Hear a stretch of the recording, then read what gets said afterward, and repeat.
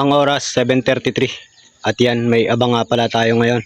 Nagkaroon ng mid-toss sa Tadlock Magsaysay, 81 kilometers air distance.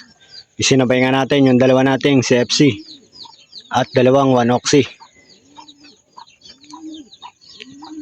Bale, titingnan na lang natin sila mamaya kung uuwi sila ng alas 12 dahil ako ay tatrabaho pa. Bale, gagayak na rin ako maya. Ayan. Apat yung isinabay natin sa mid-toss. Samantala, ang update kay White Flight. Ito si White Flight. Yan. Medyo, ang tingin ko ay sumalpok ito.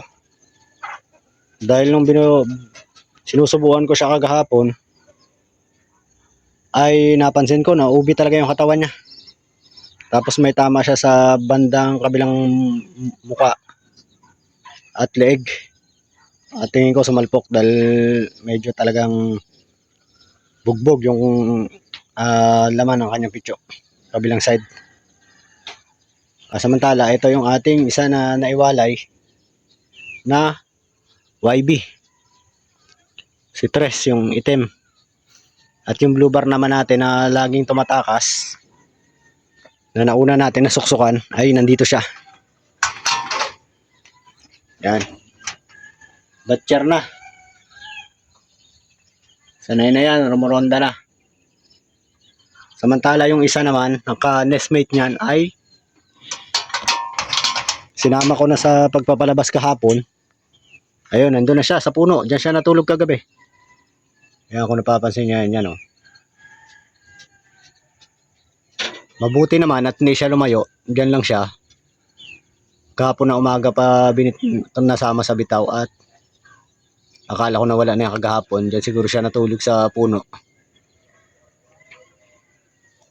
Maya lang, nagsisyempo lang yan at bababa na rin yan dahil hindi pa yan sanay lumanding-landing.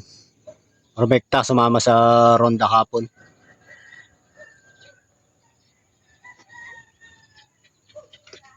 At dito naman sa ating YB na dalawa.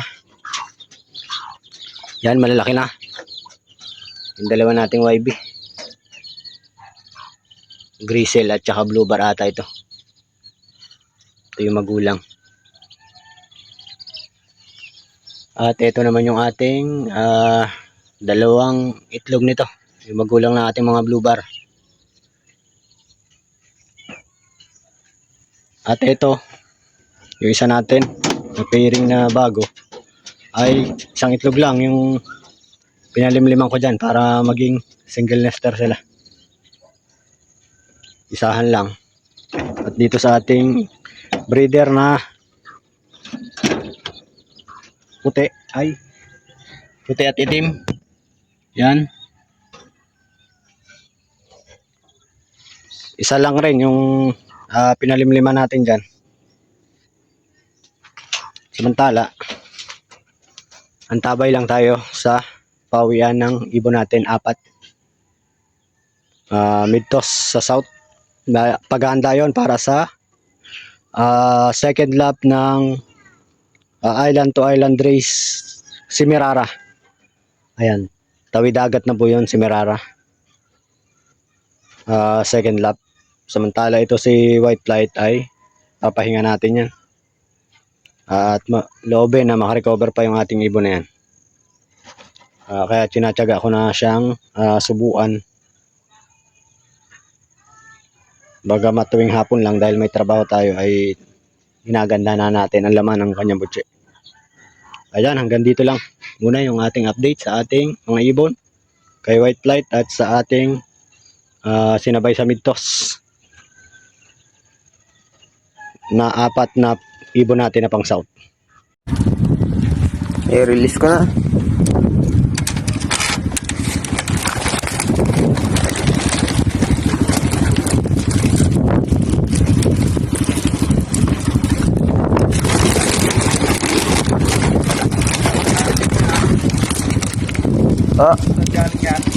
Sablayan po.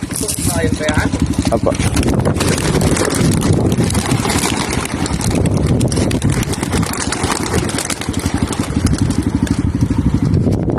Gagi.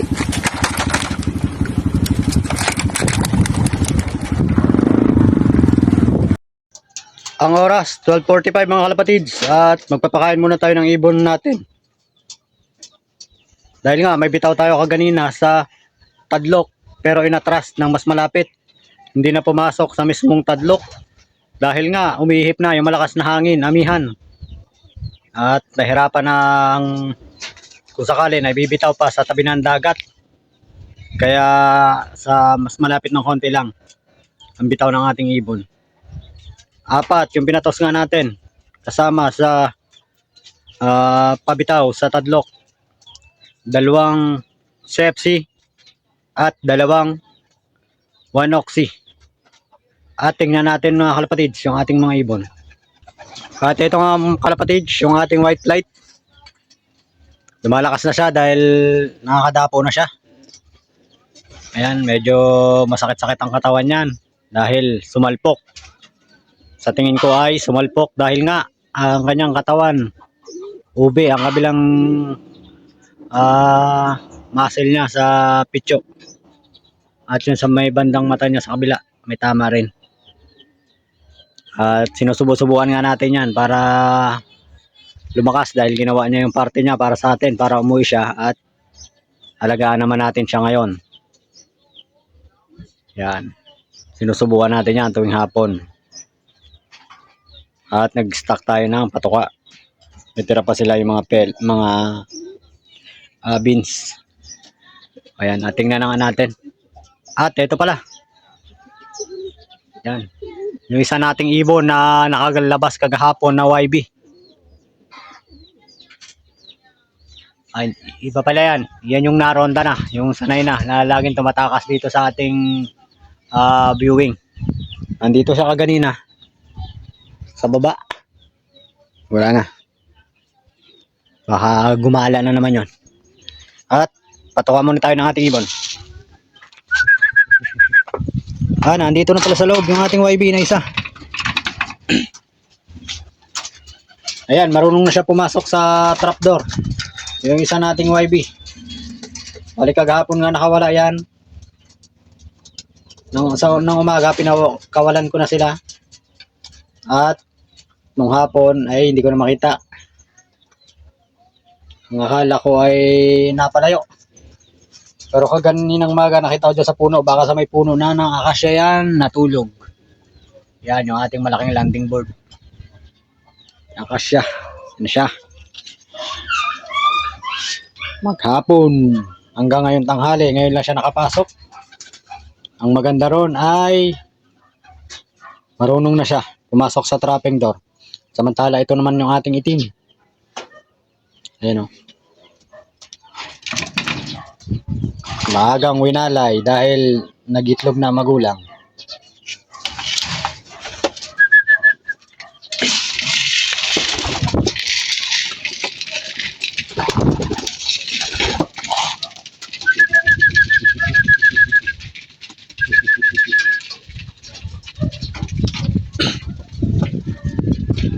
Aray, hindi pa siya marunong pumasok. Nangangapa pa. Yun. Pasok. Batcher na ang dalawa nating YB. Marunong na rin pumasok sa ating loft.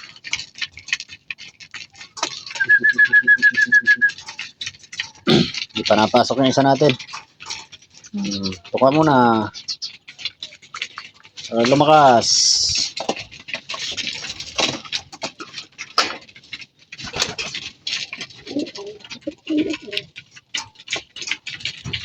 Patapusin muna natin patukain at pag nakapwesto na, saka natin ulit bibidyohan yung mga ibon natin na bagong dating.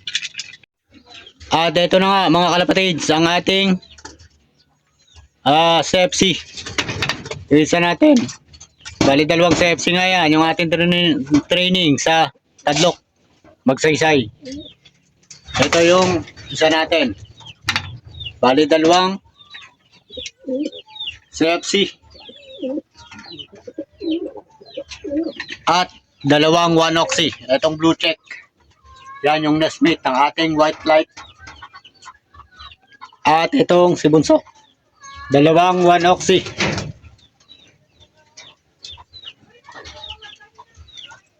Ang wanuksi nga natin ay dalawa na lang sa ating dating, bali tatlo. Kasama si White Light sa ating dating 5 bago nagsimula ang training. Ayan na nga mga kalapatids, yung ating training. Kompleto tayo ngayon, 4. At sa susunod na lap ay tawid dagat na nga. Hanggang dito na lang mga kalapatids. Maraming salamat sa panonood.